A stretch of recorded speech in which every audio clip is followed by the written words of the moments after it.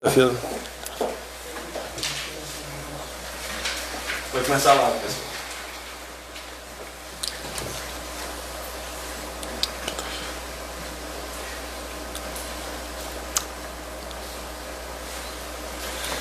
Boa noite. Quinta-feira, 8 de agosto de 2019, 19 horas em Brasília. À minha esquerda aqui a Elisângela, nossa intérprete de línguas, de Libras. Tá? À direita, acho que o pessoal deve conhecer, né? O Moro. Vai falar um pouquinho do projeto anticrime dele. Foi votado o segundo turno da reforma da Previdência na Câmara, segue ao Senado. Então, é o nosso interesse, né? Mas a adesão é da Câmara, tá? Inicialmente. A gente gostaria que a Câmara botasse em discussão e votação o projeto anticrime, que o Moro vai falar da sua importância e da sua necessidade. Tá? A gente realmente espera que isso vá para frente, tá certo? Vamos lá. Tem muitos assuntos hoje aqui. Um dos mais importantes, mas não consegui os números finais, é a questão aquele roubo de 700 quilos de ouro em São Paulo. Então chegamos a número aproximado, não é o real ainda, de quanto a gente manda de ouro oficialmente para fora do Brasil e quanto fica aqui. E falar um pouquinho daquela proposta minha de legalizar o garimpo. Empresas vêm aqui, levam para fora aí toneladas e toneladas de ouro, uma parte aí próxima de 10%, um pouquinho abaixo de 10%, fica a título aqui de imposto. E quando a gente fala em legalizar o garimpo, tá certo? Tem muita gente que é contra. Então, nós vamos começar a discutir esse assunto para você até ter números e dados, né, de como você melhor decidir se você acha que devemos ou não abrir o garimpo legal aqui no Brasil. Temos três jovens índios aqui da Reserva Indígena Raposa, Serra do Sol, vão falar alguma coisa no tocante a garimpo também. Bem, anteontem foi comemorado aqui o 165º aniversário da Santa Casa de Juiz de Fora. Quem nasceu lá de novo? Eu estou vivo e o Moro virou ministro. Nós conversamos depois das eleições. Esse papinho da esquerda que havia conversado com ele alguma coisa, não tinha conversado nada. O Moro aqui é uma pessoa que agiu com bastante discrição e responsabilidade em tudo que fez na sua vida, em especial o julgamento do Lula. Quem acha que o Lula é inocente, faz de conta que seja. Pergunta, a Petrobras, o que aconteceu com ela? Quase quebrou. Foi saqueado, né? Saqueada. Fundo de pensão. Também saqueado. Quase R$500 bilhão do BNDES que foi embora para ditaduras do mundo todo, para amigos aqui dentro do rei e para outros amigos também muito particulares, como alguns que compraram aviõezinhos pagando aí 4,5% de juros por ano. Você quer uma graninha dessa, 4,5%, mano? Opa! Você não era amigo do Lula, pô? Então vamos lá. Santa Casa, meu muito obrigado aos profissionais, médicos, enfermeiros, demais funcionários pela maneira como me trataram e salvaram a minha vida lá em Juiz de Fora. Tanto é que me considero já mineiro também. Bem, depois do Moro aqui, vai sentar aqui do lado aqui o Ricardo Salles, falar um pouquinho de questão ambiental. Ele teve uma passagem pela Câmara no dia de ontem, Ricardo. Passou por lá, foi bastante divertido, se divertiu bastante lá. Parabéns pela resposta que você deu às perguntas deselegantes que fizeram a você. Tá certo? Antes do Moro aqui, o último assunto. Teve aí um show, né, um grande encontro em São Paulo de internautas, os gamers, e eu vi na minha página do Facebook o pessoal falando que está muito alto o imposto dos jogos eletrônicos. Procurei a Receita Federal e vi que realmente está alto o imposto. Conversei com o Paulo Guedes, conversei com o Marcos Sintra, da possibilidade de diminuir esse imposto, se poderíamos não diminuí-lo. Então, legalmente, pode ser diminuído sim. Agora, não posso, nesse momento, dar uma diminuição maior do que nós podemos dar. Então, o imposto de gamers varia, hoje em dia ainda, de 20% a 50%. E a proposta lá da Receita é passar de 15% a 40%. É uma redução, que equivale mais ou menos 50 milhões a menos de arrecadação. É dinheiro que fica aqui com o povo brasileiro, e não com a União. E eu entendo que, se essa diminuição de imposto for acompanhada da devida redução do preço aqui, mais gente vai comprar e no final das contas a quantidade de imposto será, no meu entender, muito parecida. Tem muita gente falando também ali na internet, diminuir os impostos do material musical, né, instrumentos musicais. Eu não mandei vir ainda, até porque o Paulo Guedes foi mais cedo para o Rio, o Marcos Sintra foi fazer uma cirurgia em São Paulo, mas semana que vem vamos ver que a gente pode também sinalizar nesse sentido. Agora, a grande reforma tributária que tem pela frente é que essas questões todas serão tratadas. Então, me desculpe aqui, não é muito a redução, mas é uma sinalização. Moro, vamos lá, Moro. Todo mundo, prezado Sérgio Moro, nosso ministro e ex-juiz. Ex-juiz. Tá certo. Só deixa eu falar, meu filho adolescente vai ficar feliz aí com a redução de imposto do jogo eletrônico. Deve estar vendo a gente. Mandar um abraço para ele, inclusive. Qual é o nome dele? É Vinícius. Olá, Vinícius. Aquele abraço e parabéns pelo pai aqui. Tá certo? É um trabalho maravilhoso, faz ainda. E ele veio para Brasília, né? Logicamente é uma coisa diferente, né? Trabalhar aqui no Poder Executivo. Dependemos em grande parte do Poder Legislativo. E o sonho dele, ao abrir mão de 22 anos de magistratura, é se aperfeiçoar na legislação do combate ao crime organizado, combate à corrupção e lavagem de dinheiro. Tá? E também está no Ministério dele, o Ministério da Justiça e Segurança Pública. Então, muita coisa passa por lá. Então, tem o projeto dele, está 6 meses na Câmara, né? E ele gostaria de falar alguma coisa, o que em suma é o seu projeto e o que nós podemos fazer para que ele seja votado. Então, presidente, agradeço a oportunidade. O governo apresentou projetos sólidos, como, por exemplo, a nova Previdência, que foi aprovada agora em primeiro turno da Câmara, que precisa retomar a economia, o emprego, mas as pessoas também clamam por maior segurança, por um menor número de crimes, para sair seguras na rua. E o Ministério, apoiado pelo governo do senhor, tem trabalhado nessa linha. Tem havido até uma redução importante de índices criminais. A criminalidade ainda é alta, nós precisamos trabalhar mais, mas nós temos avançado. As estatísticas apontam, e não só estatísticas do governo, mas mesmo organizações que não são lá muito simpáticas do governo, apontam uma queda de 25%, em torno de 25% de homicídios nesse ano em relação ao mesmo período do ano passado. Por exemplo, o fato da cúpula do PCC sair de São Paulo e ir para Rondônia, em grande parte, bem como o chefe do PCC também sair de lá, com toda certeza ajudou a diminuir a violência no Brasil. Certamente, porque boa parte da violência está vinculada ao crime organizado. Quando se isola a liderança e tira a capacidade da liderança de transmitir ordens aos seus soldados lá fora, isso impacta em muito, né, a eficiência do crime organizado e diminui os crimes. Não é esse o único fator, mas certamente isso contribuiu. E eles estavam lá há 12 anos, né, deviam ter sido transferidos há muito tempo atrás. Fizemos isso com o apoio do senhor em fevereiro, em conjunto lá com o governo do estado de São Paulo. Isso foi importante. De parabéns que o sigilo foi mantido, né, desde o planejamento até o cumprimento da missão. Sim, foi tudo. Era absolutamente sigilosa.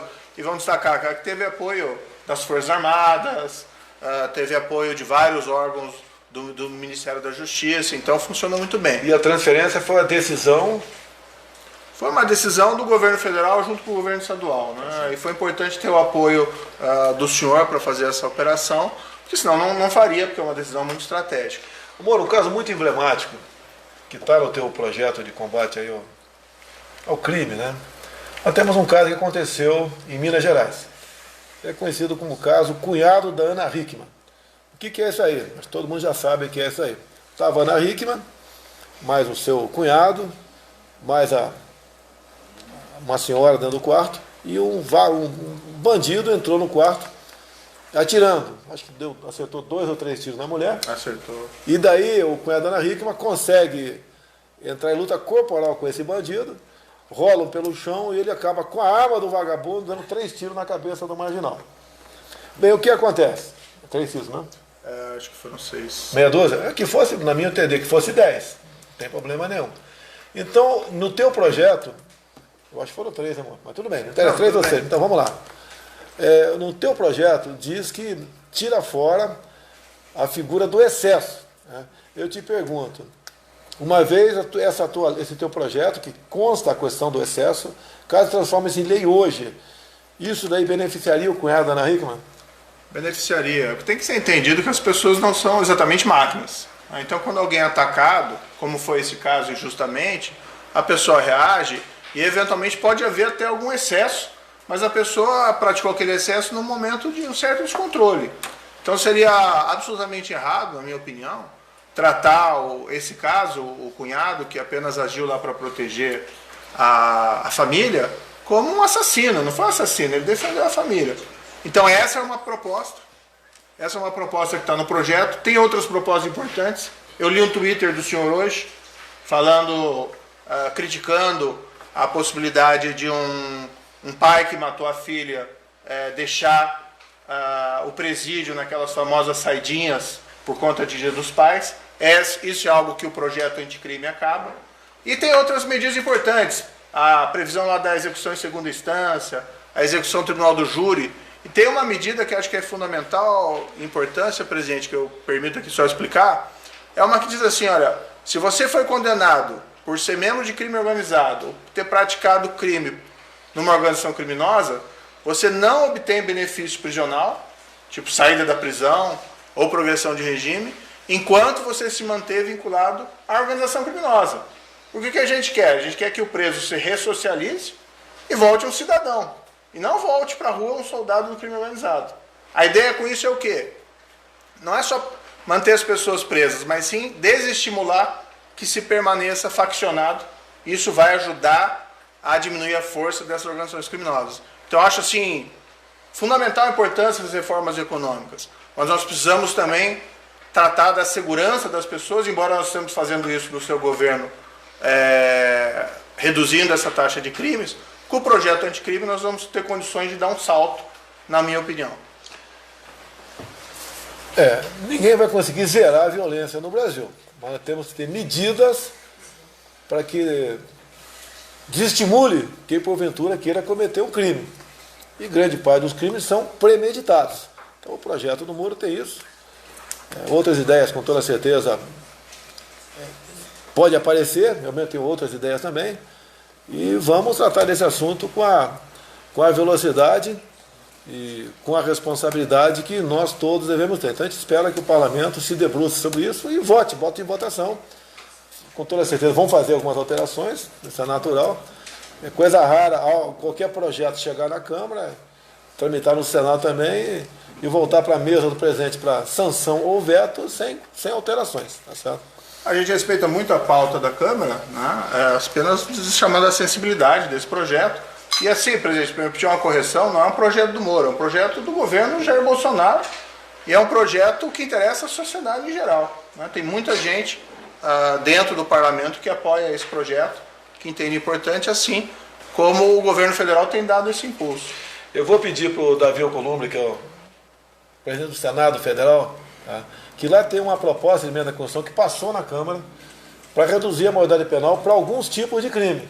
Tá? Não era o que eu gostaria que passasse simplesmente para 16 anos e a maioridade plena seria a partir dessa idade. Mas a Câmara botou ali, tá certo, para ter um acordo com alguns partidos, que só, por exemplo, tráfico de drogas, lesão corporal seguida de morte, sequestro, que essa pessoa seria julgada como se adulto fosse. Passou na Câmara, está no Senado.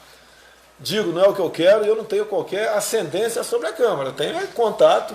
Agora, o voto vai da consciência ou do entendimento de cada parlamentar. Isso tem que ser respeitado. Então, eu espero que o Davi Alcolumbre, vou pedir para ele botar em pauta, ele é o dono da pauta no Senado, para que seja votado lá a redução da maioridade penal para esse tipo de crime. É mais um passo que, no meu entender, não sei o teu, moço. Acho que para crimes graves cabe uma discussão da redução da maioridade penal. Só para crime grave, realmente, essa aí. Então, se passar, é mais uma forma de deixar na cadeia as pessoas. Tem uma decisão agora da Justiça, né, colocando na rua em torno de 400 menores. Tem que falar infrator, sou presidente, sou obrigado a falar infrator, gostaria de usar outro nome, né? 400 menores infratores nas ruas lá no Rio de Janeiro. E ali tem molecão de 16, 17 anos, entre eles, cometeu crime bárbaro. Se essa proposta tivesse sido já aprovado no Senado e promulgado pelo parlamento, esses caras já não poderiam ir para a rua. Então esse é o apelo que a gente faz para o Davi Alcolumbre. Eu tenho certeza que ele vai empunhar essa bandeira aí para colocar em votação isso no Senado. E é que a gente pede sempre, né? Eu continuo, desculpa aqui, eu continuo deputado federal. Tá? Não consegui ainda me ver fora da Câmara dos Deputados. O que a gente quer lá é que o parlamento vote. E nós vamos respeitar o resultado, aprovando ou não. E ponto final. Mais algum recado, Emônio? Não, eu vou só pedir sua licença e trocar de lugar então com o ministro Salles para os outros assuntos. Vai fazer um troca-troca com o Salles aí? Só a cadeira. Brincadeira, mano. Troca só a cadeira, mano.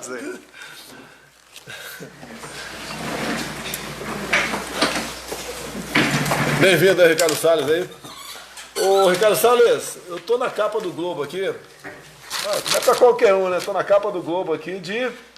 Meu Deus do céu, terça-feira. Capitão Motosserra. Eu tô como Capitão Motosserra. É o cara que está acabando com a Amazônia. Eu quero botar a Amazônia no chão. Tá certo? Isso em função daqueles dados, no meu entender, não checados, né? Como sendo precisos sobre o desmatamento de julho, levando-se em conta a junho. Tá certo? Esses números parece que não foram checados, já procede aquele desmatamento todo? Presidente, ontem mesmo um ex-presidente do INPE, um cientista respeitado, comentou num programa de televisão que o desmatamento no Brasil vem crescendo já há muitos anos. Vem crescendo desde 2012, começou a crescer mais rápido em 2015, 16, 17, 18 e ainda está por ser mensurado em 2019. Mas essa mensuração do desmatamento tem uma causa. Durante 20 anos, o pessoal fez a política do avestruz. Fez de conta que ninguém mora na Amazônia, que não tem mais de 20 milhões de pessoas vivendo lá e que precisam ter uma atividade econômica para sustentar a si próprio e a sua família. Então fazem de conta que não tem pressão de agro, que não tem a pressão pela madeira, os madeireiros, a indústria do manejo florestal e também a mineração. Então todo esse pessoal está lá, faz mais de 20 anos, isso não começou no seu governo e os problemas sociais também. Aliás, uma região muito rica, o senhor tem dito isso, uma região muito rica em termos de riqueza natural, recursos naturais, mas pobre do ponto de vista de falta de infraestrutura, problema de saneamento, de lixo, quer dizer, muita riqueza mineral, madeira, biodiversidade, mas pobreza para quem está lá. Precisa solucionar essa equação e o senhor tem enfrentado bem esse tema aí. Para fazer jornal, você tem que derrubar árvore? Algumas árvores, né? Então, por exemplo, pensando nisso, na preservação do meio ambiente, preocupado com o aquecimento global, tá? E também inspirado aqui na motosserra do Globo, que não é de agora a motosserra, já está há algum tempo sendo acusado de ser o Capitão Motosserra. Tem um general Custer americano que matou um índio na vantagem, não é isso? Era o Custer. Custer. Obrigado pelo inglês aí. General Custer tem o Capitão Motosserra agora aqui. Então você pode ver. Ninguém tem dúvida que para fazer jornal tem que derrubar árvore. Então, pensando no meio ambiente, perfeitamente afinado com o apelo do Jornal Globo, meus parabéns, Jornal Globo, muito obrigado. Tá? A gente pega, por exemplo, o jornal Valor Econômico da semana. Então, o Valor Econômico da semana publica aqui balancetes de grandes empresas. Por exemplo, IRB, né? Líder de resseguros na América Latina. Né? Só na edição de terça-feira usou 11 páginas para fazer o balancete aqui do jornal. Então, o que nós resolvemos fazer? Já vinha sendo estudado há algum tempo, uma medida provisória, de modo que o IRB possa publicar seu balancete no Diário Oficial da União, na CVM ou no próprio site da empresa. Não precisa mais procurar o jornal com Valor Econômico para publicar seu balancete. Então, como é medida provisória, os empresários do Brasil todo, que são obrigados por lei a publicar seus balancetes em jornais de grande circulação, não precisam mais fazê-lo. Em consequência, isso é lucro, é menos despesa para a empresa também. Isso é mais dinheiro para os acionistas. Tá? Certas empresas que produzem outras coisas, pode lá no final das contas fazer esse produto um pouco mais barato para você comprar aí. Então a intenção nossa foi desburocratizar, desregulamentar, é um princípio nosso, tá certo? E eu tenho certeza que o Valor Econômico, como não deve mais publicar balancetes, ele vai buscar uma outra fonte para a receita aí, para o seu jornal. Tá? Então, conte com... Espero que na capa do Globo amanhã eu não seja mais o capitão motosserra, seja o capitão que está preservando o meio ambiente. E o Valor Econômico, eu acho que é do Jornal Globo, né? A turma quis apertar o senhor com esse apelido lá na Câmara, a gente defendeu lá, não tem nada de capitão motosserra, não. Então, o Valor Econômico é do Globo. Boa sorte aí, o Valor Econômico, é o Jornal Globo. As projeções não precisas, né? É que, por ano, os empresários vão deixar de gastar, olha só, por ano, deixar de gastar 1 bilhão e 200 milhões de reais com os jornais. Então, o lucro que vai ser comemorado com toda a mídia, né, que a mídia também é favorável, eu tenho certeza que os jornais são favoráveis a essa medida aí, ajudar a não desmatar mais para fazer o jornal. Os empresários, com toda certeza, estão gostando. E tem um detalhe ainda, tá? Não sei se vai ser uma outra MP ou emendar a MP. Os editais ficaram fora da MP, fui bem lembrado por um repórter aqui embaixo agora há pouco, acho que é da Folha de São Paulo, se não me engano, para que os editais das prefeituras, dos estados, né, e da União, né, também possam ser publicados em sites com custo zero. Ok, pessoal? Um grande abraço para essa imprensa maravilhosa que nós temos aí. Obrigado pelo apoio. Você concorda com essa ideia, Alcide? Esse jornal aí, a Floresta Plantada agora dá outra destinação, mas é isso aí. Desburocratizar é o que a sociedade brasileira, o senhor fez bem até agora e a sociedade aplaude com razão. É isso aí. É outra coisa aqui. Todo ano, o presidente da República, né, esperava o momento para anunciar a antecipação do 13º dos aposentados e pensionistas do INSS. Foi decreto. Então ficava à vontade dele, fazia todo... Um presidente fazia festa durante seu mandato, 4 oportunidades. Tá? Nós resolvemos, então, ouvir da equipe econômica, via medida provisória, que o parlamento com toda certeza vai aprovar, definir que todo mês de agosto, o aposentado e pensionista vai lá e sabe que a primeira parcela da antecipação do 13º estará no banco. Isso dá previsibilidade para aposentado e pensionista, né? Além de injetar um pouco mais cedo, alguns bilhões no mercado. 13º, tranquilo? Tu votaria favorável se fosse deputado? Certamente. Mas tu tem cara de senador, cara. Não. Tá, outra coisa também, só repetindo, né? Nós conseguimos, sem aumentar a despesa, por decreto, 13º para os beneficiários do Bolsa Família. Por que sem aumentar a despesa? Combatendo fraude. Então, mais uma medida, que, no meu entender, é bem-vinda. O PT ficou 13 anos no poder, diz aí que sempre defendeu os mais pobres, né? Mas o nosso governo aqui, que os acusava de ditador, entre outras coisas, conseguiu por decreto, então, o 13º do pessoal que recebe Bolsa Família. E por falar em 13º, etc., estou aqui com o meu cartão corporativo, vou botar o dedo aqui para não pegar o número lá. Eu estou aqui com o meu cartão corporativo. Desafio para a imprensa. Né? Globo, Estado de São Paulo, Valor Econômico, Folha, Correio Brasiliense. Vamos fazer uma matéria amanhã, eu vou abrir o sigilo do meu cartão. Não precisa quebrar o sigilo, eu vou abrir o sigilo do meu cartão. Para vocês tomarem conhecimento quanto eu gastei de janeiro até o final de julho. Tá ok, imprensa? Vamos fazer uma matéria legal? Eu convidei vocês a fazer matéria no passado sobre aquele gasto que eu, como parlamentar do Rio de Janeiro, eu poderia gastar, até 400 mil reais por ano. Poderia gastar até 400 mil reais. Os últimos 2 anos eu gastei metade disso. Me acusaram de estar abusando, gastando com passagem aérea, um montão de coisa, fake news, mas não fizeram a matéria no gasto global que eu tive com o cartão, com a verba da Câmara. Era um crédito que eu tinha, podia gastar, não gastava, uma vez não gastando, ficou lá com a Câmara. Então agora eu gostaria que a imprensa fizesse uma matériazinha, né? Com o meu gasto com cartão corporativo. Não vou falar quanto eu gastei, não, tá ok? Está desafiado a imprensa. Vou com você na boca do caixa, digita a senha, passo lá, vai aparecer lá todo o meu gasto com cartão corporativo. Tá ok, imprensa? E daí? Belo extrato. Tá, vamos mostrar, pessoal. Porque agora estão me acusando de estar gastando 6 milhões por 1 milhão por mês. Vamos discriminar que gasto é esse, se está no cartão, se não está. Vamos saber a verdade. Vamos aplicar o João 8,32. Vamos lá? Outra coisa aqui, ô Salles, um pouquinho tem a ver contigo, um pouquinho, né? É que nós todos somos favoráveis à geração de energia por fonte limpa. Fala aí as fontes limpas aí. Eólica, hidráulica, solar. Tá.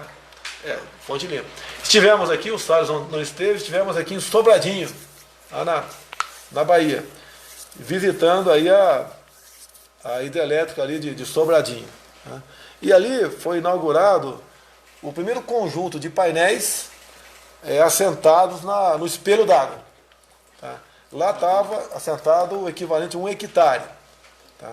Detalhe, se nós fôssemos usar, né, todo o espelho d'água de Sobradinho, todo, que é bastante grande, a luz solar gerada durante o dia, obviamente, assim como não pode sacar vento, pode não, né? Não pode ter energia solar à noite, tá certo? A quantidade de energia gerada com sol, com insolação, seria de 60 vezes a quantidade de energia gerada pelas turbinas. E é um projeto piloto da Chesf, parabéns à Chesf, tá? Que com toda certeza vai se espalhar por todo o Brasil. Alguma coisa, né, Fábio? Não, tem a questão importante que o senhor autorizou há mais de um mês atrás, que é a gente poder dar a destinação do lixo para poder gerar energia. Quer dizer, dar uma outra forma também, além do etanol, né? Que é energia renovável, que o Brasil é exemplo para o mundo. Então, e o senhor tem apoiado muito a indústria sucroalcooleira.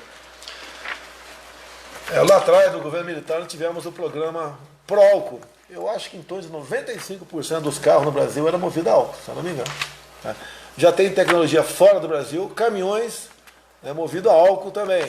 Via em simulações, né, com uma rampa bastante inclinada, caminhões a álcool subindo ladeira acima. Logicamente que é um protótipo ainda, mas a questão da energia elétrica para veículos, né, cada vez tem novas tecnologias no mundo. Até volta aquela história da bateria do grafeno, ainda está no papel, mas quando sair do papel, acho que mais cedo ou mais tarde isso vai ser uma realidade. A grande vantagem da bateria de grafeno é que ela pode ser recarregável em poucos segundos. Então, quando você para na estrada, num posto lá de combustível, você vai tomar um café e volta, o teu carro tem mais uma autonomia para 400, 500 quilômetros. Realmente será isso aqui inovador, será uma revolução no transporte aí, no mundo todo, onde eu acho que... Pois não. Presidente, vai ser lançado agora aqui no Brasil o primeiro carro híbrido flex elétrico. É um carro a etanol flex e que tem elétrico também. Então o próprio motor a etanol carrega a bateria e a bateria usa quando não está usando o etanol. Isso é coisa brasileira, coisa que vai lançada agora e que é um exemplo nosso aí de sustentabilidade para o mundo. E a Fórmula E? Fórmula E. O que é a Fórmula? Temos aí a Fórmula Indy, a Fórmula E. Já existe competições aí fora e o Brasil está negociando trazer uma etapa disso para nós aqui. Está bastante incipiente ainda, então logo temos mais notícia, quem sabe possamos trazer isso para nós aqui. Outra coisa, durante a semana agora, a Petrobras anunciou o B11, não é o B17 não, o B11 é a quantidade de biodiesel dissolvido no diesel normal que nós temos por aí. Grande parte parte da nossa produção de soja está indo para o biodiesel. Eu espero que até 2026 a gente conseguiu o B17.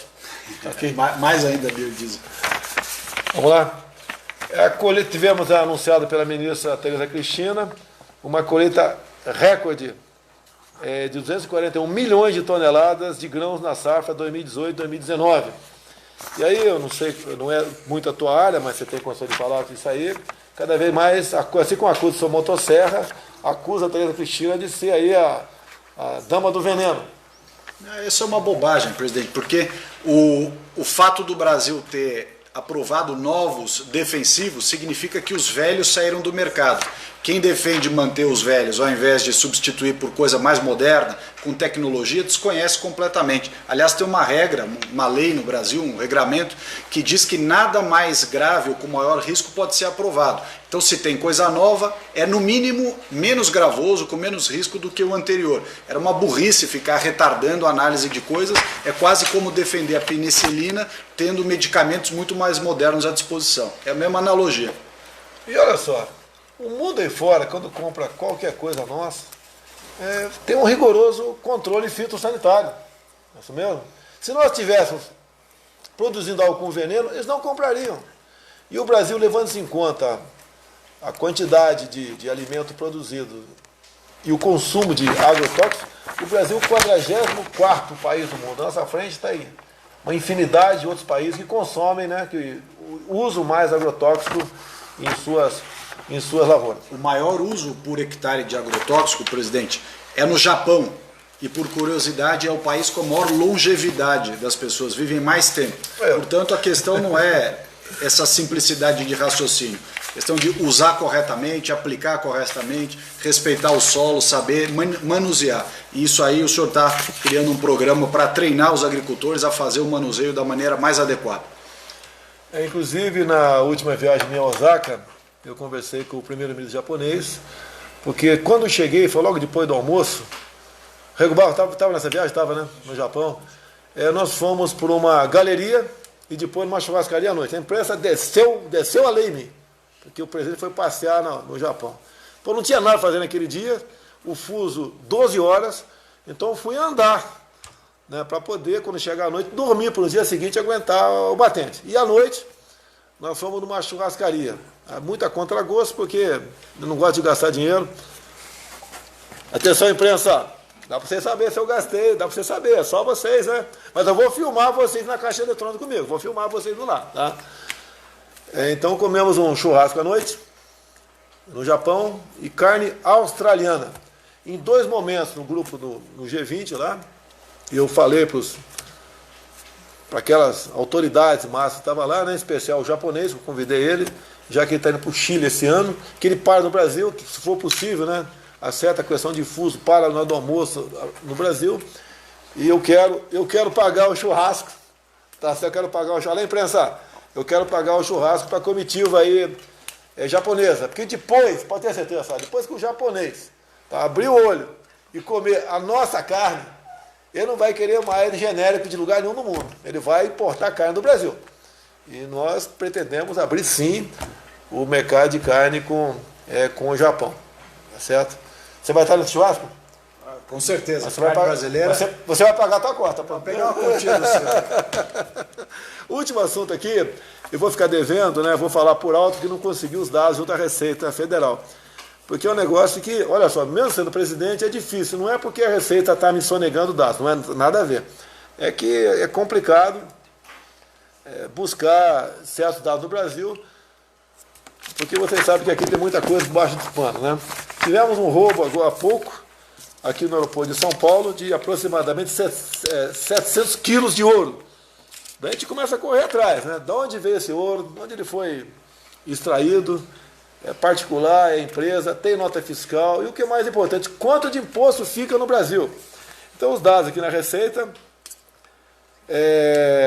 no Brasil, foi extraído apenas 77 toneladas de ouro, 77 mil quilos. Não é verdade isso aí, eu já mexi com garimpo, não é verdade, só 77 mil quilos. Não é que a Receita está mentindo, não, isso aqui é dados oficiais. Tá? Esse ouro que foi roubado agora, que não foi encontrado ainda, eu queria saber quanto aproximadamente fica de imposto no Brasil. A certeza, menos de 10%. Menos de 10%. Fizeram um contrato lá atrás, né, empresas multinacionais, vamos honrar os contratos sem problema nenhum, mas para mostrar para vocês, né, que quando se fala em riquezas, o que vai embora? Tá? Agora, quando a gente fala em legalizar o garimpo, o que é legalizar o garimpo? É um projeto que pode ser do Legislativo, pode ser nota executiva, que vai para a Câmara, passa no Senado, e de modo que se crie regras para o pobre garimpeiro, que está lá, talvez muitos assistindo, em especial do Pará, a terra riquíssima, tá certo? Ele possa, então, ser garimpeiro e ter dignidade, tá? Que ele possa também, com algumas informações, né, preservar o meio ambiente, não usar mercúrio. O mundo cai na minha cabeça, em especial o pessoal de cidade grande, né? Tem que preservar o meio ambiente. Olha aqui, ó, uma das minas que tira ouro aqui, eu não sei se essa aqui é Paracatu, Minas Gerais, tá certo? Mas temos aqui, ó. Eu sei que fica complicado, mas o pessoal pode ver na internet, no Google, aí como é que fica a região lá. Então, há um certo ataque ao meio ambiente, né? Com toda certeza tem que haver um compromisso de reflorestamento depois. Agora, por que essas empresas multinacionais, que são bastante, podem explorar ouro no Brasil e um pobre garimpeiro lá do... Vem pra cá, o pessoal índio aqui, ó. A novidade. Estava esquecendo, hein, pô. Desculpa que você tem que ficar em pé aqui atrás para não tem que ficar aí, Salles. Fica entre nós aqui. Então, por que um garimpeiro não pode, por exemplo, exercer essa atividade de garimpeiro? Porque ele só sabe fazer isso, Salles. Não sabe fazer outra coisa. Você vai mandar esse cara para... Não pode. Tá? Agora, aquelas empresas podem. O que nós temos ideia? Tenho conversado com o ministro da Defesa, o ministro da Fazenda, com o Salles, converso com todo mundo aqui. Nós queremos uma solução para esse caso. O Almirante Bento, que é ministro das Minas e Energia, está trabalhando neste projeto de legalização do garimpo, não só na tua fazenda, bem como em terras indígenas. Pronto, agora comprei briga com o mundo todo. Tá? A Galáxia vai entrar em briga comigo agora. Quem são esses indígenas que estão aqui atrás? Se eu der uma... Chega mais perto aqui. Se eu der uma furada nele aqui, ó, ele vai sentir a mesma furada que dei no Salles. Se tiver dor de dente, o Salles, e ele, só tem um caminho, procurar um dentista, né? No passado procurava um tal de Percy Geraldo Bolsonaro, que era dentista prático. Se tu desse um sorriso perto dele, tivesse toco, ele arrancava com o alicate na hora dentro da tua boca. O que o índio quer? É o nosso irmão. Eles querem um dentista, querem um médico. Picada de cobra, geralmente morre, não tem ou dá para safar? Picada de cobra. Morre. Geralmente morre picada de cobra. É outra coisa, é comum vocês verem irmãos de vocês jovens morrendo por doença? É comum? É comum. É comum. Não vamos falar de saúde do branco, não. Não vamos falar da FUNAI, não.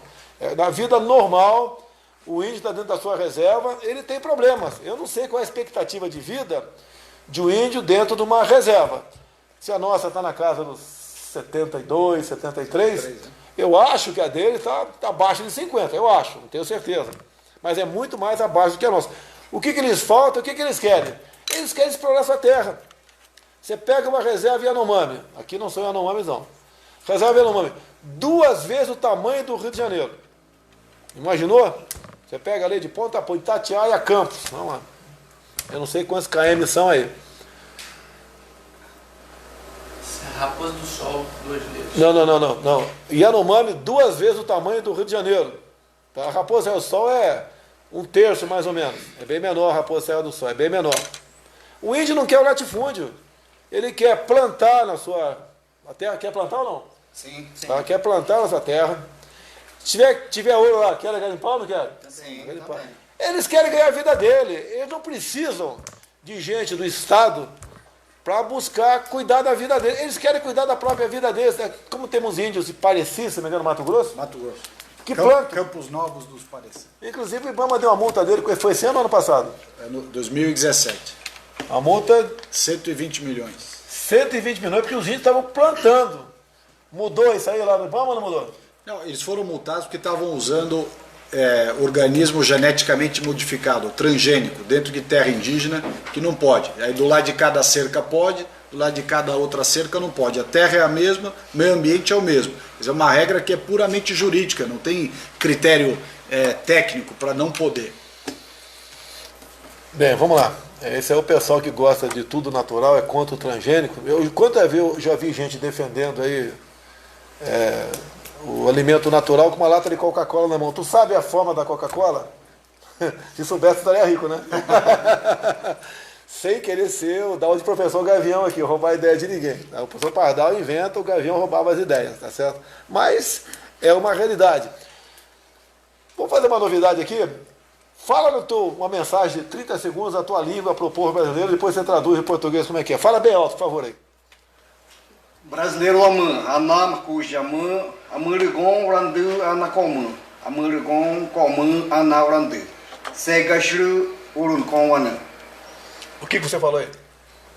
Nação brasileira, vocês são tão brasileiros quanto nós, povos originários desta América.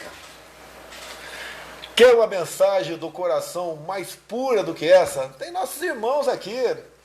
Tem um pessoal que usa o índio com massa de manobra para demarcar cada vez mais terra, para deixá-lo isolado como se fosse um ser aí, um Neandertal, isso mesmo?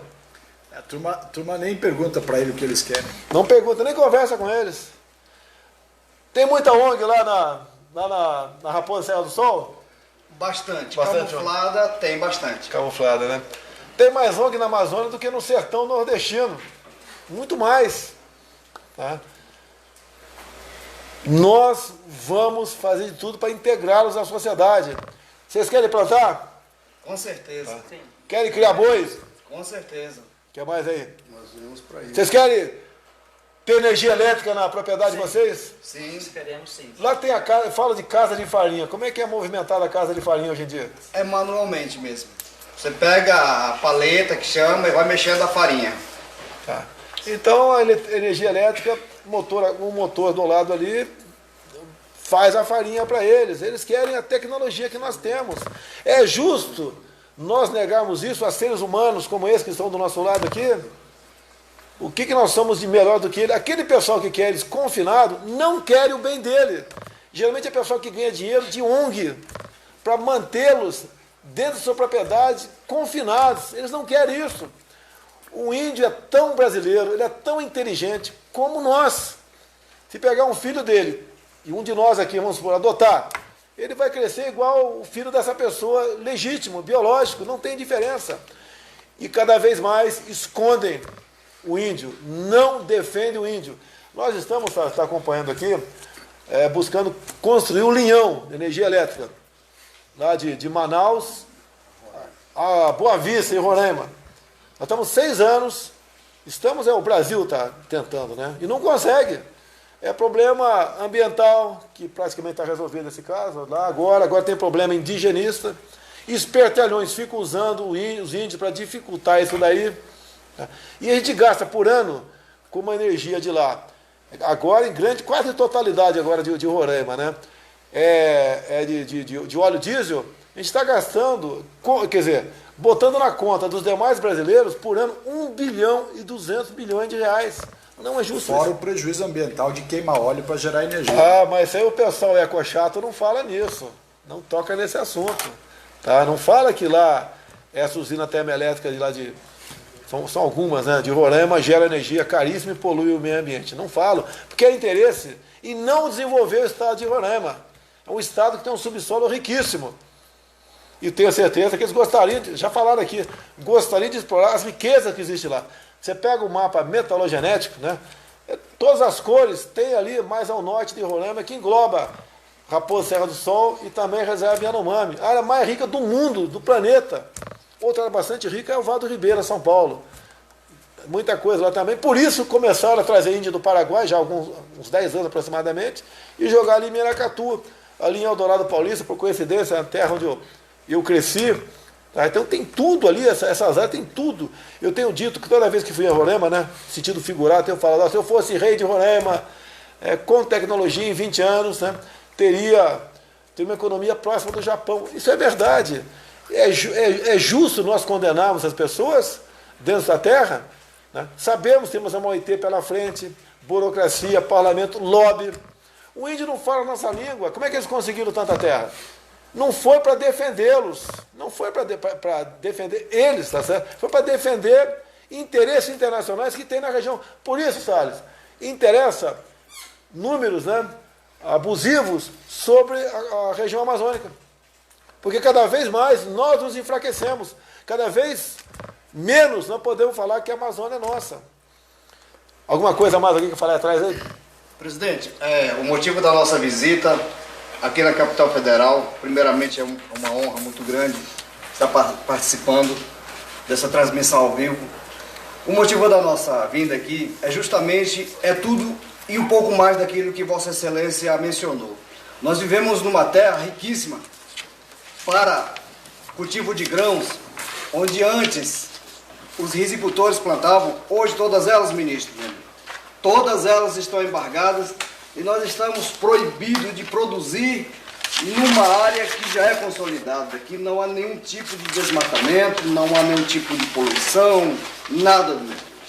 Nós temos áreas de lavrado, como é conhecido em Roraima, que nós também não podemos produzir, porque se produzirmos em grande escala, seremos multados, teremos nossa produção embargados, mas não é isso que nós queremos. Nós, povos indígenas, nós vivemos um novo estilo de vida. Nós estamos no século XXI. Não existe, senhor presidente, nem caça nem pesca, para que se possa dizer, como ONGs afirmam, que o índio deve preservar sua cultura, que viver de forma culturalmente. Não há nenhuma possibilidade, nos dias atuais, de vivermos da forma que viviam os nossos pais. Não há nenhuma possibilidade. Hoje as demandas são outras, hoje as nossas necessidades são outras, então nós precisamos sim de oportunidade de crescer, desenvolver nossas comunidades indígenas, participar da economia do nosso estado, participar do crescimento, desenvolvimento do nosso país. E nós somos, senhor presidente, patriotas tanto quanto o senhor. Nós vamos lutar pelos nossos direitos, não de permanecer numa reserva indígena, somente permanecer, mas produzindo de forma que garanta o fortalecimento das nossas comunidades e fortalecimento da nossa cultura, porque só assim é que se fortalece cultura, não é isolando o índio, passando fome, com tantas mazelas sociais. Hoje, os nossos jovens estão indo à cidade e eles estão sendo procurados pelas facções e muitos deles sendo mortos, como ultimamente aconteceu na minha família. Um rapaz de 23 anos perdeu a vida porque foi buscar emprego na cidade. Nós não queremos isso. Nós queremos ter o direito e a garantia, senhor ministro, de produzirmos em grande escala e que possamos viver bem e melhor. Nós não estamos passando fome, mas a nossa alimentação do dia a dia não está tendo a qualidade que deveria ser. E o senhor colocou muito bem, a expectativa de vida não melhora por falta de qualidade de vida e da alimentação. Uma pergunta aí. Tem favela de índio lá em Boa Vista, Roraima? Sim. Olha só, pessoal, favela de índio em Boa Vista, Roraima. O que aconteceu? Fazendeiros, no passado, foram para a região, conseguiram o título da terra, e depois veio os governos, né, do PT em especial, mas começou lá atrás com o Collor. Com o FHC foi uma desgraça. Fernando Henrique Cardoso foi uma desgraça para o Brasil nessa questão também de reservas indígenas. E foi demarcado, então, no governo Lula, se não me engano, que foi consolidada a demarcação, e quem, por exemplo, o branco que estava lá, tá, casado com uma índia, ele teve que sair com seus filhos. Seus filhos não podiam ficar lá, a mulher podia ficar, porque era índia. Ou o contrário, o índio casado com a branca. Destruíram famílias, arrebentaram com famílias. O PT é especialista nisso, como arrebentou com famílias dos cubanos que estavam aqui. Que estavam aqui como mão de obra aí para angariar dinheiro para a ditadura no programa Mais Médios. Arrebentaram com famílias. As famílias foram para onde? Para a periferia de Boa Vista. Índios favelados. O que nós queremos? Dar o direito a ele, além de explorar a sua terra, poder explorar o turismo na sua terra. Por que pode, não pode? Eles, por exemplo, explorar o turismo. As riquezas maravilhosas, né? Cachoeiras, lagos, matas, coisas nativas, a cultura deles. Por que não pode fazer isso aí? Quando alguém fala, está do outro lado da linha, fala que eu estou falando, querendo demais para o índio, lembre-se de uma coisa, na Bolívia, quem é o presidente da Bolívia, Gonçalves? Evo Morales. É um índio, 100% índio. Na Bolívia ele pode ser presidente da República. Aqui ele tem que ser um ser pré-histórico dentro da sua terra. Isso não é justo, isso é desumano, isso é covarde, isso é criminoso. Em grande parte dessas reservas, o que existe de forma clandestina? O garimpo de ouro e diamante. Como temos informações na reserva Roosevelt. Tá? Diamante. Foi lá? Eu fui lá. Conta, fala alguma coisa aí. Eu fui lá, presidente. Chegamos lá na reserva Roosevelt com a equipe. A turma correu toda. Aí vieram devagarzinho conversar o Cinta Larga. Eu tenho gravado lá o vídeo do cacique. O cacique do Cinta Larga fala assim: a gente quer produzir, que nem você falou aqui, quer produzir, quer fazer direito, e jogar o sujeito para a ilegalidade é fazer as coisas mal feitas, sem cuidar do meio ambiente, sem ter as cautelas, perde arrecadação, perde emprego, perde desenvolvimento, perde tudo. Olha só, hoje em dia, como regra, a grande parte que diz defender o índio é exatamente o contrário, ele está explorando o índio. Mais uma coisa para encerrar, vamos lá. Eu tenho para dizer nesse assunto, sou Rondinelli, sou líder lá da região da Raposa Serra do Sol, de Roraima. Eu queria dizer nessa linha da conversa, informar que hoje as ONG, a Igreja Católica, é tão covarde com a gente que os padres que estão lá na terra indígena Raposa Serra do Sol, eu desafio a imprensa a ir lá filmar, ver se tem um índio padre. Tudo da África do Sul, tudo de fora, que não fala nem mal fala português. Então isso é ruim para nós. A gente não consegue mandar na própria terra que nós dizemos que o Brasil é nosso. É nessa linha aí, presidente. É muito triste para quem vive lá. O que as ONG querem? As ONG sempre quiseram ver aquele parente, a pior casa que tem, eles filmarem, tirarem a foto e pedir dinheiro lá fora, e com isso ter mais facilidade de vir a Brasília, na gestão do PT, que vinha toda semana reivindicar, dizendo que o índio estava bem, estava isso, estava aquilo, e hoje nós sofremos, muitos deles que lutaram, querendo a demarcação, já se foram, mas nós que ficamos aqui, nós estamos sofrendo tanto financeiro, e nós hoje, nossa terra, o Roraima, está cheio de venezuelanos, e nós não conseguimos emprego. Aonde é que nós vamos correr? Para até quando nós vamos sofrer? E tendo a riqueza, a gente não pode explorar, a gente não pode explorar um minério, ninguém pode explorar nada. Presidente, eu gostaria muito que esses parentes, nossos irmãos que estão lá, analisassem com muito carinho, cada um, vamos pensar nos nossos filhos de amanhã, vamos deixar um pouco. Eu não estou fazendo campanha, mas eu queria que vocês olhassem para nós e sentissem na pele o que nós vamos deixar para os nossos filhos amanhã. Só curiosidade, eu não tenho aqui a data, acho que foi ano passado, estou devendo, me desculpa, tá certo? Roraima exportou ano passado 194 quilos de ouro. Eu perguntaria a você, tem alguma mina legal lá em Roraima? Quem conhece alguma mina de ouro legal em Roraima? Tem a mina legal das ONG, que eles vão lá à noite, fora de hora, eles levam e roubam toda a nossa riqueza. É legal, não sei por que a federal não prende. Cadê o Ministério Público? Eu fui lá no ar, o senhor sabe, né? Eles roubam tudo da gente. Eu sou testemunho, eu já vi. Eles passam altas horas, cada carrão, mas vai nós lá. Tá. Como presidente, eu não posso ficar apenas na reclamação, nem eu nem o Sábio. Nós temos que buscar solução para isso aí. Vamos buscar solução para isso aí. Nós temos uma lei de imigração que dois parlamentares apenas falaram contra a lei da imigração quando ela foi discutida na Câmara. Tá? O autor da lei era Luiz Nunes Ferreira. Está aqui naquele momento, o projeto era dele, senador, e ele estava à frente do Ministério das Relações Exteriores. É uma lei inacreditável. O Brasil é terra de ninguém. De ninguém. Qualquer um pode entrar aqui e tem mais direito que você que está assistindo isso aí. Então o que acontece? Gostaria de fazer muita coisa, mas temos que primeiro ganhar a guerra da informação.